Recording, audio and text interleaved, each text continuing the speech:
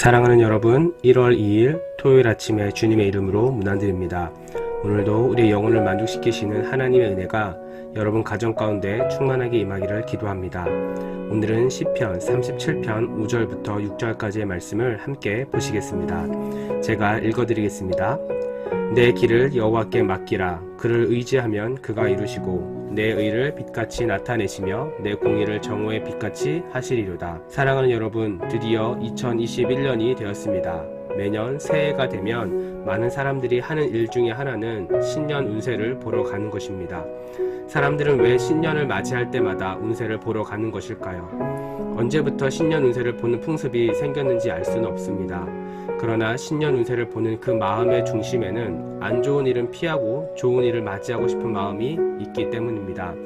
그러나 우리가 잘 알다시피 인생이라는 것은 항상 우리의 계획대로 뜻대로 되지 않는다는 것입니다. 2월부터 시작된 코로나가 1년 넘게 지속될 거라 누가 예상을 했겠습니까? 아무도 예상하지 못했습니다. 그래서 신년 운세를 보더라도 우리의 인생을 주관하는 것이 운세가 아니기 때문에 그 풀이대로 우리의 인생이 풀려가리라는 보장이 없습니다. 이러한 맥락에서 오늘 본문은 성도들이 어떤 삶의 태도를 가지고 살아가야 하는지를 보여주고 있는데, 그것은 바로 하나님께 맡기라는 것입니다. 여기서 맡기라는 단어는 성경 원어로 특정한 인물에 대해 전적으로 헌신하고 신뢰하는 것을 바탕으로 맡기는 것을 의미합니다. 예를 들어 우리가 돈을 은행에 맡길 수 있는 이유는 그 은행이 나중에 이자까지 포함해서 우리에게 돈을 돌려줄 것이라는 믿음이 있기 때문입니다. 이처럼 하나님께 맡긴다는 것은 하나님에 대한 전적인 신뢰를 바탕으로 이루어지는 맡김이라는 것을 우리는 알 수 있습니다.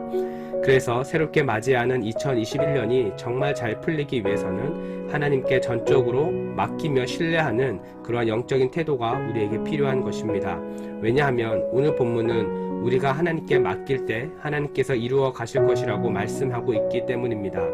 그래서 하나님께 모든 것을 맡기는 삶이 결코 틀리지 않았음을 우리에게 알게 하시겠다라고 말씀하십니다. 사랑하는 성도 여러분, 우리가 보낸 2020년이 정말 쉽지 않은 한 해였기 때문에 다가오는 2021년은 더 좋은 일을 많이 기대하고 계획하셨을 거라 생각합니다. 그러나 오늘 본문이 우리에게 말하고 있는 것은 하나님께 맡기라고 말씀하십니다.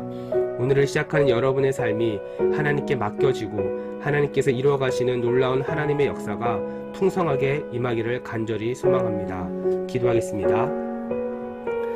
사랑하는 하나님, 오늘도 우리에게 새날을 허락해 주시니 감사합니다. 새롭게 시작하는 2021년도 가운데 하나님의 은혜가 넘치게 하옵소서.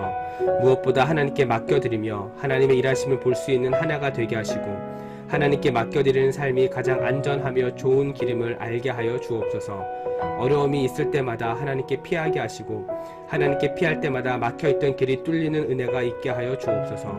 그리하여 우리의 삶을 다스리시고 인도하시는 하나님을 경험하게 하시고 우리의 모든 마음의 소원을 아시는 하나님께서 하나님의 영광을 위하여 우리를 선하게 인도해 줄 줄로 믿습니다. 사랑의 주님, 무엇보다 코로나가 속히 지나가게 하시고 백신과 치료제가 개발되며 모든 사람들이 함께 모여 뜨겁게 하나님을 찬양하며 예배하는 은혜의 일상이 회복되게 하옵소서. 또한 모든 성도들의 삶의 자리를 거룩하게 하사 가정과 일터에서도 하나님께 영광이 되는 자리가 되게 하시고 이 세상 가운데 보냄받은 자로서의 사명을 넉넉히 감당하는 우리 모든 성도들의 삶이 되게 하여 주옵소서. 그리하여 우리 모든 성도들의 삶을 통해 주변이 변화되게 하시고 우리 성도들의 속사람과 믿음이 더욱더 견고하게 세워지는 은혜가 있게 하여 주옵소서.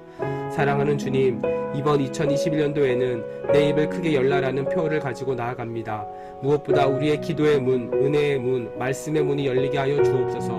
말씀을 들을 때마다 하나님의 은혜를 경험하게 하시고 하나님께 기도할 때마다 응답되는 역사가 있게 하셔서 더 큰 믿음을 가지고 하나님께 나아가게 하옵소서. 이 일을 위해 온 성도들이 릴레이로 금식하며 시간을 정하며 기도하며 나아가고 있습니다. 우리 성도들의 기도가 결코 땅에 떨어지지 않게 하시고 부르짖는 간구마다 신실하게 응답하여 주옵소서. 사랑의 주님, 이 시간 대한민국을 위해 기도합니다. 이 나라의 위정자들에게 은혜를 부어 주옵소서. 무엇보다 국민의 마음을 읽을 수 있는 정치가 되게 하여 주시고 정치적 유익과 편애가 아닌 모든 사람들을 품을 수 있는 넓은 생각과 마음을 허락하여 주옵소서.